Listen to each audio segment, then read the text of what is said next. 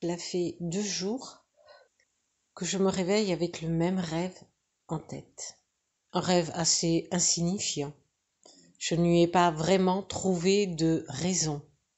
Mais en tous les cas, c'est comme si il y avait dans mon rêve une boucle qui tournait. Je me retrouvais chez une personne qui m'était totalement inconnue et que j'allais chercher parce que je partais avec un groupe faire du vélo. Il y avait des petits détails comme par exemple cette personne habitait au milieu d'une côte. Et chaque fois je lui demandais, pour retrouver le groupe, doit-on redescendre de la côte ou doit-on monter en haut de la côte? Et à chaque fois elle me disait, il faut monter. Le groupe se trouve en haut. Je n'expliquerai pas plus les détails de ce rêve, mais c'est comme un disque qu'on a oublié d'arrêter. Certaines personnes systématiquement trouveront une signification dans ce rêve. Il faut comprendre qui est cette personne que je rencontre et que je ne connais pas, même pas de visage, mais qui est toujours la même personne. Quoi qu'il en soit, j'ai quand même remarqué que c'était un rêve qui bouclait. Je verrai bien si demain je le refais. Et cela survient juste au moment où je vais me réveiller. Donc, je m'en souviens facilement, avec les détails qui le caractérisent. Ma question sera donc, d'où viennent nos rêves? Il y a beaucoup de rêves que j'ai faits et que j'ai notés pendant au moins 2 ou 3 ans, mais la plupart, je n'en ai pas compris la signification exacte. D'ailleurs, avait-il une signification? Ou était-il simplement un moyen de me faire croire que j'accédais à des plans plus élevés? Mais c'est la première fois que je m'aperçois qu'un rêve peut boucler, comme si un disque se répétait. Alors où est l'erreur? Pourquoi ces rêves? Qui c'est qui les a placés dans mon esprit? À quel moment y a-t-il une faille pour que ce rêve, qui n'a aucune signification pour moi, se répète? Il n'y a pas de message dans ce rêve. Je n'en perçois aucun. Que se passe-t-il quand nous dormons? Certaines personnes disent que nous voyageons dans l'astral, même si nous ne nous en souvenons pas, pendant que nous dormons. Si nous partons dans l'astral, nous voyageons. Combien de temps voyageons-nous? Est-ce que c'est toute une nuit ou juste une partie de la nuit? Pourquoi nous ne nous en souvenons pas quand nous revenons à la réalité, quand nous nous réveillons? D'un côté, nous avons l'inconscient et de l'autre, nous avons le conscient. Le conscient, semble-t-il, est une toute petite partie de l'iceberg, parce que la plus grosse partie de l'iceberg est contenue dans l'inconscient. Cette autre partie qui pénètre notre esprit et que nous pouvons voir lors de notre réveil ou à laquelle nous pouvons accéder lors de notre réveil est un moyen de relier 2 phases entre elles. Pendant la partie inconsciente, nous sommes dans des plans différents de celui de la matière. Nous laissons notre corps momentanément. Il se repose, il dort. Cette partie inconsciente est aussi une partie de vie. Nous y retrouvons notre âme. Et donc, il faut bien qu'à un moment donné, l'esprit sache qu'il a eu une vie en dehors de la matière, sans quoi nous perdrions beaucoup de temps dans le sommeil. Et donc le rêve est ce moyen de faire comprendre à l'esprit qu'il a vécu quelque chose ailleurs. Sauf qu'il faut recevoir ce vécu. Si l'homme reçoit des images de ce qu'il a fait pendant la partie inconsciente, peut-être préférerait-il ce monde-là à celui dans lequel il vit. Par ailleurs, est-il en capacité de recevoir l'information dans sa réalité?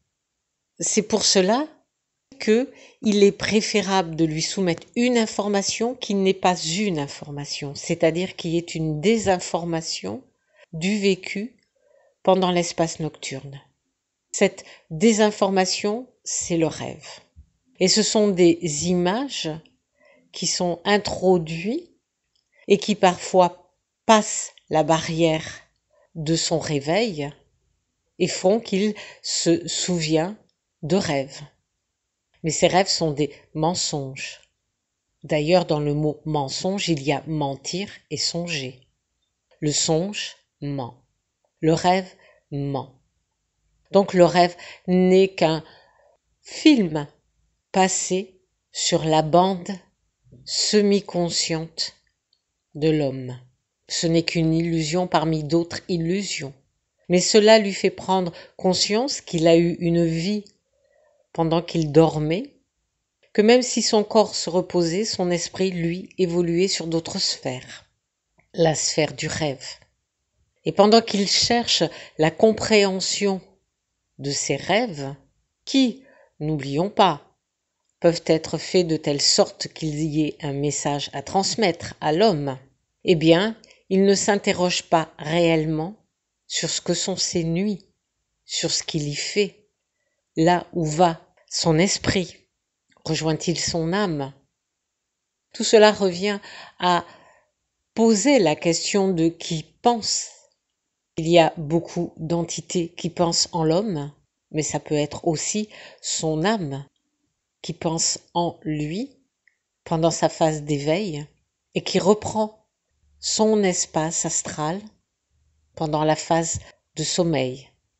Mais parce que l'homme ne peut contenir en lui cette information déstabilisante, il y a ces messages, ces rêves qui sont des mensonges, qui sont introduits dans son esprit, et ces mensonges, qu'il croit parfois être de vrais messages, ne sont là que pour faire le lien entre ce qu'il se passe dans l'état de veille et dans l'état de sommeil. Alors parfois il y a des bugs, comme celui que je viens de vivre. Un même rêve tourne 2 matins d'affilée de la même manière et imprègne ma conscience, mon esprit. Il s'agit simplement d'un bug dans la matrice.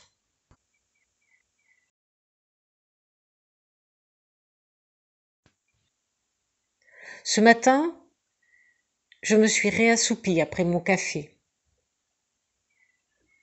Et voilà que je me réveillais dans ma maison. Je me voyais tranquillement allongée, en train de profiter quelques instants de plus de la chaleur de mon lit. Et puis, j'écoutais mon téléphone, je l'avais mis sur une vidéo et j'écoutais ce qui était dit. Cela me plaisait. J'ai pensé alors, je vais traiter d'un sujet, la naïveté. Nous sommes des êtres si naïfs. Je sentais bien ce sujet-là. Et puis soudain, j'ai eu comme un étranglement. Quelque chose enserrait ma gorge. Mon environnement s'est chargé d'un brouillard violet et je ne pouvais plus parler. J'essayais de parler, mais je n'y parvenais pas. Et puis, bizarrement, je me suis retrouvée dans une autre pièce. Le téléphone a sonné, je l'ai décroché, c'était un vieux téléphone, les modèles que nous n'avons plus aujourd'hui. Il n'y avait pas de fil d'ailleurs, alors que c'était un ancien téléphone relié avec un fil. Je me suis dit, ça y est, finalement, tu n'es pas réveillé. Tu dors encore. Et ce brouillard violet qui flottait dans la pièce. Il y avait quelque temps que je ne l'avais pas vu d'ailleurs. Alors au téléphone, une personne, une voix que je connaissais, était en train de me parler et je ne pouvais pas y répondre, je n'avais toujours pas de voix et chaque fois que j'essayais de donner de la voix, ma voix était étranglée. Je sentais qu'on faisait pression sur ma gorge. Alors là, je me suis dit, il y a quelqu'un ici qui m'empêche de parler. Montrez-vous ou partez de mon espace vital. Partez de mon espace énergétique, vous n'avez rien à y faire. Vous voulez m'empêcher de parler? Eh bien, je continuerai à parler. Je suis du genre têtu. C'est une caractéristique que j'ai. et je me suis réveillée. Et je me suis dit que finalement, les petites vidéos que je fais, les petits enregistrements que je fais, doivent déranger fortement pour qu'on veuille absolument m'arrêter de parler.